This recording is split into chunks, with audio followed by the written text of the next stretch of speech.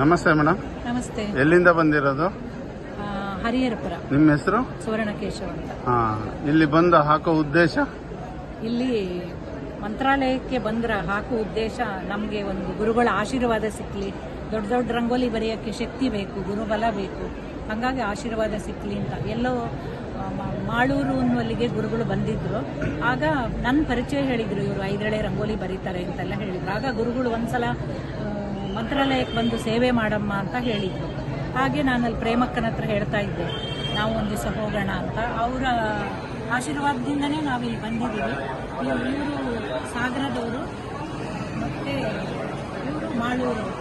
ಹಾಗೆ ನಾವು ಶಿವಮೊಗ್ಗ ಸೈಡೆಲ್ಲ ಹಾಕುವಾಗ ಇವ್ರುಗಳನ್ನೇ ಕರ್ಕೊಳ್ತೀವಿ. ಇನ್ನು ಬೆಂಗಳೂರು ಸೈಡಲ್ಲಿ ಹಾಕುವಾಗ ಅಲ್ಲೊಂದು ಟೀಮ್ ಇದೆ, ಹರಿಹರಪುರ ಆ ಕಡೆ ಹಾಕುವಾಗ ಅಲ್ಲೊಂದು ಟೀಮ್ ಇದೆ. ಹಂಗೆ ಎಲ್ಲೆಲ್ಲಿ ಹೋಗುವಾಗ ಯಾರ್ಯಾರು ಅನುಕೂಲ ಆಗುತ್ತೋ ಅಲ್ಲಿ ಕರ್ಕೊಂಡೋಗಿ ರಂಗೋಲಿ ಬರೀತೀವಿ. ಇದರ ಸ್ಪೆಷಾಲಿಟಿ ಏನು?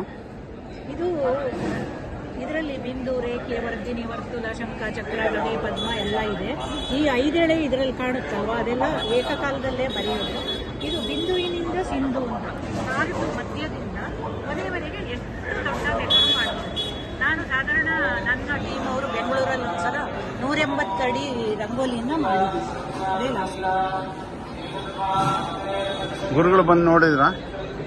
ನಿನ್ನೆ ಅರ್ಧ ರಂಗೋಲಿ ಆಗುವಾಗ ಬಂದಿದ್ದಾರೆ ರಂಗೋಲಿ ನೋಡಕ್ಕೆ.